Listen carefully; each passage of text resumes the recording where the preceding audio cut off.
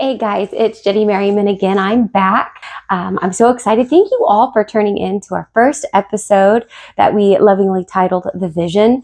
Thank you guys so much for watching and tuning in and seeing kind of where the ideas and the plots came from, and then watching the gravel get torn up. So thank you. I can't wait for the next one for the update of the new additions. So you'll have to wait for that. As you guys know, we're doing our new YouTube series called Behind the Screams. And every Thursday of the month, we are doing special titled episodes. Week 1 will be the update of the new haunt, where you guys get to follow along as we start from literally ground up. Week 2 will be our tips and treats episodes, which is this week's. And the third Thursday will be Third Thursday Throwbacks, where we go into our vault and we open up all of our historical videos that's never been released, show you probably some pretty embarrassing stuff, not only for us, but for you guys too, because we can finally show all those videos of all those scares that, gave away too much. But now we're totally cool with posting them. We're going to have our 4th ones, and I don't remember what it's called. I'm just going to be honest with you guys. So just follow along, tune in. You'll find out when you tune in. So if you want to know, just show up on the 4th Thursday, okay? All right, guys. Well, today I'm going to be running the tips and treats episode. I did not think I was going to be doing the very first one, but I'm giving everybody else a chance to come up with some really good ideas. So I'm going to do what we have done since the very beginning of our haunt. I want to show you guys how you can be haunters on a budget, how it doesn't have to cost a lot of money for you guys to put on a home haunt, all the way up to a very expensive haunt. You don't have to be able to spend and drop thousands of dollars on animatronics and air pneumatics, even though we'd like to. You don't have to. Again, you guys, we started from nothing.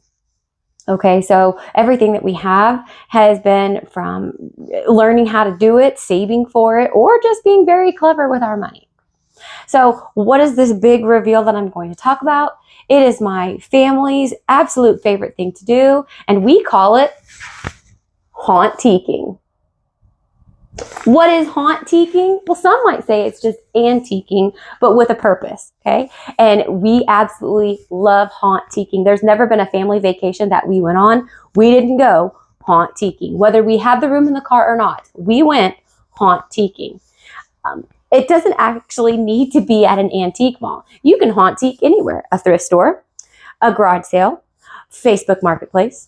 You can Hauntique in your parents' basement if there's stuff that you don't have anymore. You can Hauntique in your own bedroom when it's spring cleaning season. Hauntiquing is basically taking these things that to anybody else would be trash, garbage. I'm just going to say it. You're going to look like a hoarder if you get too good at Hauntiquing. Please ask me how I know. Yeah.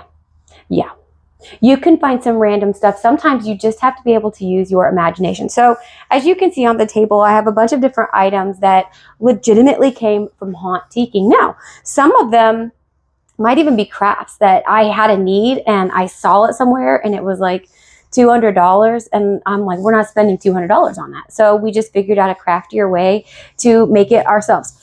So we're going to go over a little bit of that, okay? So the one thing I want you guys to bear in mind, you, again, don't have to spend money. You may just have to store something. You may not need that item right now this year for that scene, but if you go on ahead and take it, you might use it for the next scene, something that you're going to create later. Let's say you haven't come up with an idea for a room yet, but you will. I recommend getting some totes, label very well, and hang on to that stuff, because you just never know what you might be able to use. My youngest daughter, Lacey, is also at college. She's part of a program that's called Students for Sustainability. Shout out, Pitt State. Let's go. She has this motto that she loves to use, which is sustainability, which is like reuse, recycle. Oh, I'm butchering it. Lacey, you're going to have to tell me what it is in the comments. Tell me what it is in the comments. So it'll come to me the second I stop thinking about it.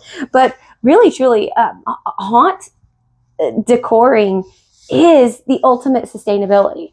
We're keeping things from going into the waste or being burnt up. We're reusing, reduce, reuse, recycle. I told you guys. I told you I'd come back up with it. Reduce, reuse, recycle. We do all three of those here with the Haunt. When we reduce, we're not buying brand new for things that you could find somewhere else. We're reusing things constantly from scene to scene, year to year. And we are recycling stuff that most people find is trash. If you're really into keeping that minimalistic look, this might not be your thing. And that's okay. For those of you who don't mind that kind of life, we're here for you and we can show you how to do that. Hey guys, it's at this point that the audio took a break and left me hanging looking silly. But what I'm talking about is pans. You can find pans almost anywhere at a thrift store. Heck, these actually came from my pantry. They're just a great way. As you can see, I've got a chain hanging off the end. We hang that from the ceiling. I think I'm about to hit them together because, they make fantastic noise and you can dent them and nobody really cares. So my audio comes back on here in a second, so I'm going to let myself take it back over. Something my kids have probably had many meals out of, but we love these pans because not only do they make significant noise in a scene, not only can you just make noise with them. If they get damaged or broken, I don't care. I was going to throw them away or use them for target practice anyways. So pans are an amazing start to start shopping. Again, you might already have this and not even know it. A spin on that, and I'm sure that we're going to do a tips and treats episode about this, so we're just not going to go into it super deep today. But look, this is a pan that we found at an auction. As you can see, it's got kind of these messed up. It's been used very well. And then what we've done is we've added pieces to it. So instead of purchasing these, which I don't want to take away, these are very rudimentary, very crude. You can buy these really great professional ones. We do sometimes. There's some looks that we started with, but we wanted to go to the next level. So we just spent the money and purchased them. But for just simple kitchen scenes, you guys, this is just, I think, great stuff. This is a hand I think we bought off of one of those cheap sites that rhymes with Mimu, and a heart that you can purchase during spirits at Spirit Halloween. So all of these things are just glued on, then we airbrushed or painted. Again, I'm not going to go into details about this because this could be a future episode of tips and treats. This is another one of those. It makes noise. This is a spoon I think we got at an auction. We have a tote of nothing but pans and silverware. Again, perfect for a kitchen scene. If it gets broken or damaged, I don't care. I have little to no money into it, okay? We have this item here. These tins are amazing, okay? I'm going to do a camera drive-by so you guys can check all these things out a little bit more up close. But this is just a beautiful tin that we found, again, at a antique mall when we were Haunttiquing. And we use these for everything, as setting up on shelves, just as a third layer to a scene. Again, it could be used as a prop if you're yeeting it at somebody. Again, they make noise. Some of these nicer ones, we tend to ask the actors not to touch them. If it's very important to you, you can liquid nail them to a shelf, a piece of wood, to make sure that they don't fall off or get damaged. All you're really doing is putting a glob of liquid glue on the bottom and sticking it to the shelf, and it won't move. I do this with a lot of the glass bottles or wine bottles that have been recycled. Not that I drink them. I'm just saying. What I do, okay? But you could use liquid nail to set them on a shelf to make sure that nobody gets hurt should they fall off, okay? Real quick, I wanted to show you an example of a shelf that had the items liquid nailed to it. Everything up there has been liquid nailed, so it's safe for our guests. They can beat the walls, and those things will not fall off that shelf. So those are basic kitchen simple scenes. Another thing to be looking for is greenery. For some reason, we can't seem to use or get enough greenery. They work for fillers on everything. Another great filler is this right here. You guys, this was in my mom's living room for years. Sorry, Mom. Or thank you, Mom. She was going to throw it away. The base broke and it was leaving great. This was ultimate, quintessential 2002 decorating. And of course, as everybody does, they grow out, or now they're putting in real plants, which I flippin' love. So, but these are phenomenal to fill up this corner. Had I taken this out of the scene, you guys would just see an empty corner. So all greenery is good greenery. If you're at a garage sale and you see a tote, say, hey, make me an offer. label the tote, and hang on to it. You will use it. Prime example, this piece here was in a box of something and we couldn't, like, what are you going to do with that, right? What are you going to do with this? It's kind of weird. We threw some greenery in it, stuck it, put it right next to some books, and you guys, you got a filler. And we literally have no money in these two products here, okay? Another amazing Haunttiquing. My favorite thing to do, again, is you see these little trinkets everywhere at garage sales, flea markets. They're just, sometimes you can get them in an auction. You get a whole box for $1. Hang on to them. As you can see, this poor lady is missing an arm. Nobody's going to know that way back up, liquid nailed to a shelf, right? Or if you do notice it, once again, greenery comes in clutch and we can stick it next to it. And if you're doing a living room scene, you're not spending a lot of money, and it doesn't matter if the liquid nail comes off and it breaks. Okay, or that's not your family's heirloom, right? So we do keep a lot of this kind of stuff around too. This is another product that came probably out of the same box at the same auction. We put this, these are like the beard things. We put this in a bathroom scene. Okay. So, another thing that I like to keep around, and I have boxes full, is jewelry. I didn't have to go out and buy any jewelry. I don't know how my daughters collected so much jewelry in their younger years, how I collected jewelry that really has little to no meaningful value to me. So this is literally, you guys, the top of it has even fallen off, right? You can see there is no label. It's wet. It doesn't matter. It's still beautiful. It still sets a scene. And if you look inside of it, you guys, there is absolutely nothing but jewelry. I love jewelry as a prop. You can put it on an actor. Actors can put it on while they're waiting. You can hang them up on old picture frames. You can drape them.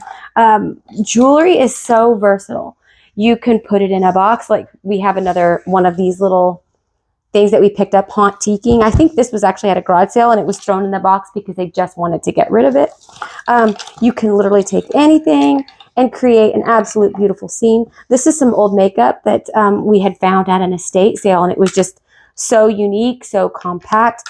You guys, setting up a bathroom scene is seconds. If you have all of this pre-stored in a beautiful labeled tote, you can set a bathroom scene that'll last the entire haunt season and next for no money and in seconds. I could set this up and I could change the scene every night if I wanted to.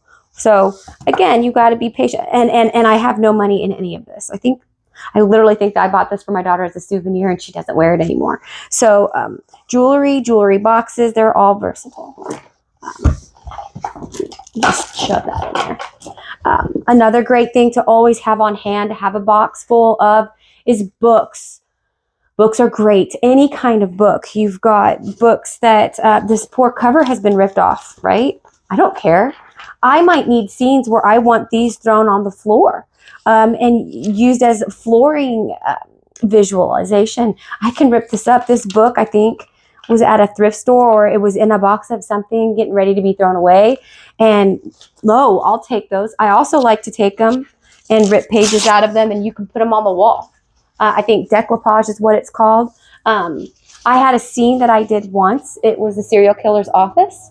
I'll show videos of that, where I used magazines and books to create a pin board of his murders and mapping it out. And I just cut out keywords. You guys, books are always amazing.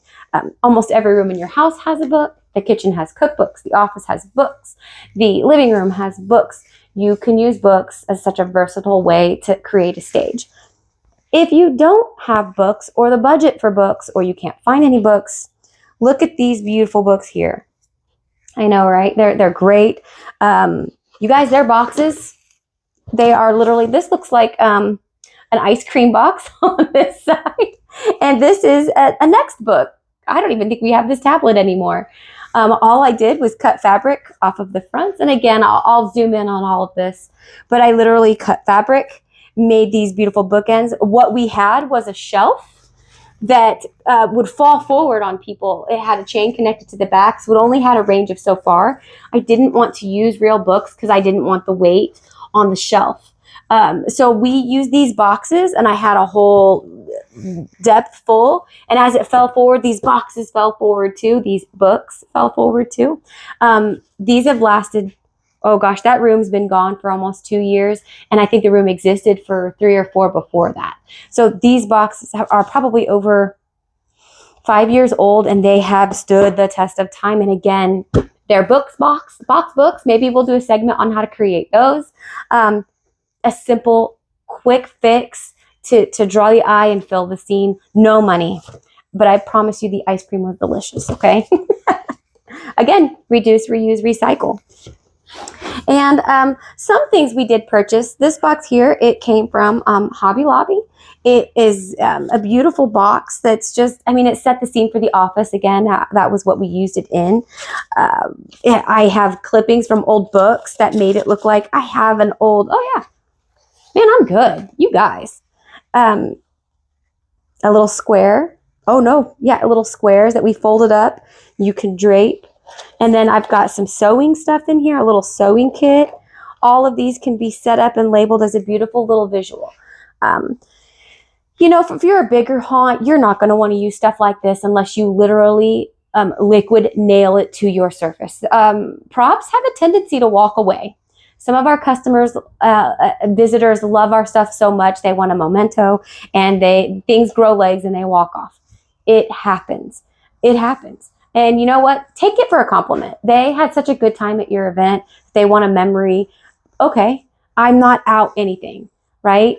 This sewing stuff I had, you can buy these in bags at thrift stores for pennies on the dollar, okay? It's all right. If you are a bigger haunt and you are concerned about it, again, liquid nail is your best friend. Just don't plan on reusing that shelf or whatever you're gluing it to ever again. It will never come off, which is the whole point, okay? Some other things that help for scenes is these. Again, you guys, a thrift store, I think for like $2. I have no vision for it. It's not going to go in my house as anything, but it works perfectly. Another really cool thing that's really good to have, this is a tad bit more costly. It's a tad bit more costly, and it is a little bit harder to find, but you can find it if you look in specific places. It's this fake fruit and vegetables. Really good for kitchen scenes. They're not going to go bad. Little corn stalk, apples. You guys can find this stuff at almost any antique mall flea market that you go look at. We have onions. We have apples, tomatoes. We have all kinds of, we have little wooden strawberries, and we have little potatoes. Guys, all of these are great for kitchen scenes. Boy, good Lord, slippery potato. All of these are really good for any kitchen scenes. They're not going to rot like real food does. One time I used actual garlic and braided it and put it on the wall, and that actually lasted a very long time. I was very proud of that. But again, it does literally have a shelf life. So I recommend if you go to flea markets, the basket came from a flea market. Okay, so I recommend if you go and you see these things, shop. You know, you're not in any hurry when you start now. Well, I think we're in April right now, so you're not in any hurry. Again, be organized. Buy the totes, spend the money on the totes, label it. Kitchen products. You can put all of this stuff in one big container. Okay, so you know, play around with it. Be smart and have an open mind. And be smart when you're spending your money, okay? I had no purpose for these when I bought them. They were in a Ziploc bag labeled kitchen, maybe. And we've used them every year since then. I want to go into a tad bit more of the DIY. Then you guys got a pretty good idea of where I'm going with my Haunttiquing adventure. We're going to go, and I'm going to show you some of my DIYs. So as some of you know, we had a little we have the butcher shop, and in the front is the actual market. So when we had a vision for this, Brent wanted it to kind of look like the old gas stations from the 60s and the 70s. Very minimal. It had the cooler, the freezer. It had the wire racks everywhere. And it's just a very cool scene. I will post videos of that too for you guys, so you can kind of see what we're talking about. We couldn't afford the stuff for that room when we made it. And we wanted it to be a butcher / stop. So This was my fish meat market. We got the fish off of Amazon. I think I got a pack of 12 of them for, oh gosh, the fish were the most expensive part. I think we got a pack of those for about $15. I think there are 5 of them that came in it. This stand here, this plastic tray, Dollar Tree, everybody's favorite thing for $1.25. And the ice or the glass rocks also came from Dollar Tree. No shame in my game. It lasted for 3 or 4 years till the glue started drying off of it. I just used a hot glue for that. And then we ended up finding some amazing people, an amazing couple out of Transworld Haunt Expo that makes these for real. And they were way fancier. Man, they did a great job. So we went on ahead after that second, third year and spent the money and got they're really big. That's like a full fillet of fish. And we store it in the cooler with the lighting. But guys, as a first experiment, it worked amazing. I'm very proud of this. I don't really care if anybody else is. The fish meat market is my favorite thing. And I was very proud to build that scene, build that room. Another thing that we had was all of these Coke bottles. They're empty, but they are very cool. They're OG Coca-Cola bottles. And I didn't have a box for them at the time. The boxes don't do very well. They don't last long because they are cardboard. So guys, this is a simple box with tape. The end. It's my holder. It holds my glass bottles. It holds our cans. And again, all of these were found at thrift stores or flea markets. The box I found at home. I paid for a roll of red duct tape and I went to work. Obviously, the longevity of this isn't substantial, but it's been about 3 years. And honestly, every time it ages, it just kind of adds to the scene. So that's it for our introduction into Haunttiquing. My family loves to go shopping. We would rather do shopping together at these kind of places, flea markets, antique malls, thrift stores, garage sales, and our favorite Facebook Marketplace. We prefer to do stuff like that more than we do buying it brand new. In fact, if we can make it and reduce, reuse, and recycle, we prefer to do that all day long. If you have any questions about Haunttiquing or you want to bounce off an idea, let us know. A Haunttiquing doesn't only refer to these small things. This table here, you can't hardly see it. It was free. It's a metal old plastic. We used it in the insane asylum because it's perfect for it. You guys, it was free on the side of the road down by the Lake of the Ozarks. Free. Keep your eyes open. You don't even know when Haunttiquing happens. It just does, okay? If you guys have something you want us to talk about for our tips and treats segment, please leave a comment asking us, hey, do it on makeup, do it on costumes. How do you create this? How do you create that? Guys, your input helps us navigate what you guys want to watch, and we don't know if you don't ask. So do me a favor. After you go and like and follow our content, wink, shameless plug, then go to our comments and say, hey, we would love to know how you guys do this or what are your recommendations on that. Maybe we might even do a Q&A session at the end. That's it for this episode of Tips and Treats. Thank you guys for listening to my ramblings. I hope you enjoyed everything that was discussed or that it gave you new ideas. And as always, maybe be conscious, reduce, reuse, recycle. Okay? You guys, thank you so much. Bye.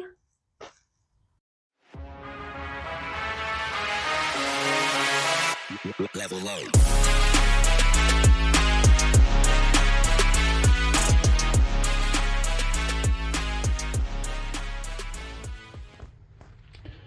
All right, guys, here we go. We are now walking into what was the serial killer room. It's been here, I think, 3 seasons. We generally don't like to keep rooms more than 3 or 4 seasons. Just to kind of change it up. But this room here was done, and all the little details and stuff. Jennifer is really the one that kind of created this room and had the idea of what it could be as you would come into it before you would walk into what my room is. She really kind of put it all together, made sure it looked creepy and scary, and just had you ready for the next room. So for a couple years, you guys crawled through the fireplace, and then for the last 2 years, I think, you guys would come through the bookcase as it would slide open. It was something I controlled from the other side. And then anybody that's been here before, you know what's next. It was the pig room. So, just a little heads up, the pig room is no more. We are going to dismantle it this season. This whole section is going to be kind of something different for this upcoming year. So all the scares that we've had in this room are done. You guys should remember that sound. This section of the floor over here is where a bunch of you kind of curled up and cried and laughed and had good old times. Had the saw here. All of our pig heads. Couldn't have done this room without the help of Keith Fonville in here with me most of the time and Brian Garlock. We just had a ton of fun in this room. Tons of conversations, tons of laughs with listening to the other actors, with us talking about what we had just done to somebody. Just a lot of fun overall, guys. I know some of you are going to be real happy to see this room go. Some of you, will miss it. I for sure am going to miss it just because, like I said, there's a ton of time spent in here. So, but on to new rooms, new things. That's what we kind of like to do, is keep it reinventing ourselves, making sure we're keeping it fresh for everybody. So I'm just super proud of both of these rooms and what they've kind of done. So I wanted to show them off one last time before we started taking them down. So thank you all for watching.